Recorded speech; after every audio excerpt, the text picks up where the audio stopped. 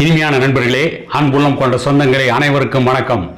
வன்னியர்களை, வன்னிய இளைஞர்களை குறிவைத்து கட்சி நடத்த துடித்துக் கொண்டிருக்கின்ற தமிழக திரைப்பட நடிகர் விஜய், தமிழக வெற்றி கழகம் என்ற ஒரு கட்சியை ஆரம்பித்த நடிகர் விஜய் அவருடைய முதல் மாநாட்டை நடத்துவதற்கு முடிவு செய்திருக்கிறார்.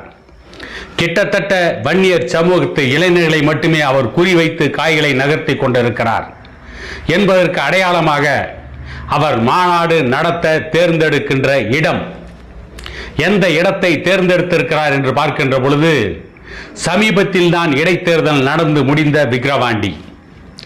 இதுவரை தமிழகத்தில் அரசியல் கட்சி ஆரம்பித்த அனைவரும் மாநாடு நடத்துவதற்கு இடத்தை எங்கே தேர்ந்தெடுப்பார்கள், முதல் மாநாட்டை எங்கே நடத்துவார்கள் என்று கேட்டால், மதுரை, கோவை, திருச்சி, சேலம், வேலூர் உள்ளிட்ட இந்த நகரங்களிலும், இல்லை என்றால் சென்னை உள்ளிட்ட பெருநகரங்களில் முதல் மாநாட்டை கட்சி ஆரம்பித்த அத்தனை பேரும் நடத்தினார்கள். உதாரணத்திற்கு பாட்டாளி மக்கள் கட்சி ஆரம்பித்ததே சென்னை சீரணி அரங்கில்தான். எம்ஜிஆர் தன்னுடைய மாநாட்டை வெற்றிகரமாக நடத்தியது மதுரையில்தான். இப்படி ஒவ்வொருவரும் கட்சி ஆரம்பிக்கும் பொழுது பெருநகரங்களில் போய் நின்று மாநாடு நடத்தி இருக்கிறார்கள் தமிழகத்திலே கட்சி ஆரம்பித்த அத்தனை பேரும். ஆனால் நடிகர் விஜய் மட்டும்தான் விக்கிரவாண்டி தொகுதியை தேர்ந்தெடுக்கிறார். ஏனென்று கேட்டால், நடிகர் விஜய் முதலமைச்சராக வேண்டும் என்றோ, அல்லது முதலமைச்சர் நாற்காலியை கைப்பற்ற வேண்டும் என்றோ, அல்லது தமிழகத்திலே ஒரு மிகப்பெரிய அரசியல் கட்சியாக வளர வேண்டும், ஒரு மாபெரும் அரசியல் சக்தியாக உருவெடுக்க வேண்டும் என்றோ நடிகர் விஜய் கட்சி ஆரம்பித்து விட்டதாக நான் நினைக்கவில்லை. கிட்டத்தட்ட நடிகர் விஜய் திமுகவின் பி டீமாகத்தான் கட்சியை ஆரம்பித்திருக்கிறார் என்றுதான் நான் நினைக்கிறேன். ஏனென்று கேட்டால், அவர் மாநாடு நடத்த தேர்ந்தெடுத்திருக்கின்ற இடம் வன்னியர் சமூகம் பெரும்பான்மையாக வாழ்கின்ற இடம், வன்னியர் சமூகத்து இளைஞர்கள் அதிகமாக வாழ்கின்ற சட்டமன்ற தொகுதி விக்கிரவாண்டி தொகுதி. அந்த தொகுதியிலே இடைத்தேர்தல் நடந்து முடிந்திருக்கிறது.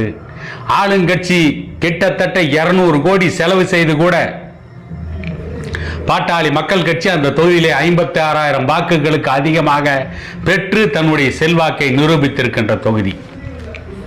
இவற்றையெல்லாம் வைத்து பார்க்கின்ற பொழுது திமுக 2026ஆம் ஆண்டு தேர்தலில் மிகப்பெரிய வெற்றியை பெற்றுவிட முடியாது.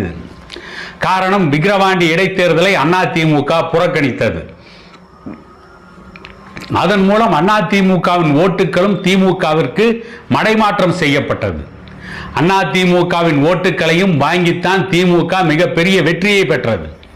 திமுகவுடைய ஓட்டுக்களை மட்டுமே வாங்கியிருந்தால் கிட்டத்தட்ட திமுக தோல்வியின் விளிம்பில் இருந்திருக்கும், அல்லது தோல்வியை சந்தித்திருக்கும். இவற்றையெல்லாம் நன்றாக உணர்ந்து கொண்ட திமுக, வன்னியர்கள் பெரும்பான்மையாக வாழ்கின்ற பகுதிகளில் வன்னியர்களை பிரிப்பதற்கு ஒரு சக்தி வேண்டும். ஒருவேளை அடுத்த தேர்தலில் அதிமுக போட்டியிட்டு, தற்பொழுது போலவே பாட்டாளி மக்கள் கட்சியும் பாரதிய ஜனதா கட்சியும் கூட்டணி வைத்து போட்டியிட்டு திமுகவும் போட்டியிட்டால் திமுகவிற்கு மிகப்பெரிய நெருக்கடி ஏற்படும். வன்னியர் சமூகத்தினுடைய ஓட்டுகள் கிட்டத்தட்ட 90% அடுத்து 2026ஆம் ஆண்டு தேர்தலில் பாட்டாளி மக்கள் கட்சி வாங்கிவிடும் என்ற நம்பிக்கையை இன்றைக்கு பாட்டாளி மக்கள் கட்சி ஏற்படுத்தி இருக்கிறது. அந்த நம்பிக்கையை விக்கிரவாண்டி தொகுதி இடைத்தேர்தல் தந்திருக்கிறது. ஆகவே வன்னியர் சமூகத்து இளைஞர்களை ஏமாற்றி மடைமாற்றம் செய்ய வேண்டும், தொடர்ந்து வன்னியர்களை ஏமாற்றி கட்சி நடத்த வேண்டும். இதுதான் திமுகவின் குறிக்கோள். தமிழகத்திலே கட்சி ஆரம்பித்த அத்தனை கட்சிகளும், திமுக, அதிமுக மற்றும் விஜயகாந்துடைய தேசிய முற்போக்கு திராவிடர் கழகம், இவை அனைத்தும் வன்னியர்களை மையப்படுத்தி வன்னியர்களுடைய செல்வாக்கை பெற்றுத்தான் ஆட்சி அதிகாரத்திற்கு வந்தது. திமுகவும் அதிமுகவும் வன்னியருடைய ஓட்டை வாங்கித்தான் விஜயகாந்த் எம்எல்ஏவாகி எதிர்க்கட்சி தலைவரானார் என்பதும் கடந்த கால வரலாறு. விஜயகாந்துக்கு சொந்த ஊர் மதுரை, மதுரை மாவட்டத்தை சார்ந்தவர். ஆனால் மதுரையிலே அவர் போட்டியிடவில்லை. விஜயகாந்த் ஆகட்டும், அவருடைய மனைவி ஆகட்டும், வட தமிழகத்திலே வன்னியர்கள் பெரும்பான்மையாக வாழ்கின்ற விருத்தாசலம் தொகுதியிலே தான் போட்டியிட்டார்கள். விருத்தாசலம் தொகுதியிலே தான் விஜயகாந்த் வெற்றி பெற்று எதிர்க்கட்சி தலைவரானார். அதனால்தான் விஜயும் வன்னியர் சமூகம் பெரும்பான்மையாக வாழ்கின்ற விக்கிரவாண்டியை குறிவைத்து அங்கே மாநாடு நடத்துகிறார்கள்.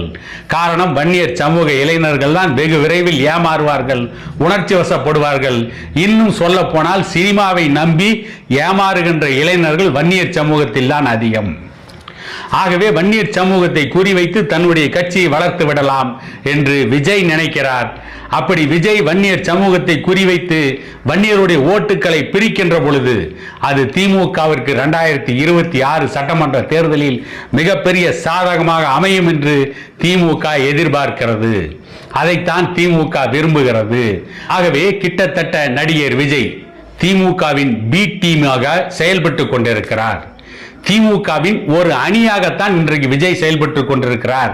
ஆகவேதான் அவர் விக்கிரவாண்டி தொகுதியை தேர்ந்தெடுத்து அந்த தொகுதியிலே மாநாடு நடத்த திட்டமிட்டிருக்கிறார் என்று என்ன தோன்றுகிறது என்கின்ற என்னுடைய கருத்தை இந்த காணொலியில் பதிவு செய்ய வேண்டும் என்று பதிவு செய்திருக்கிறேன்.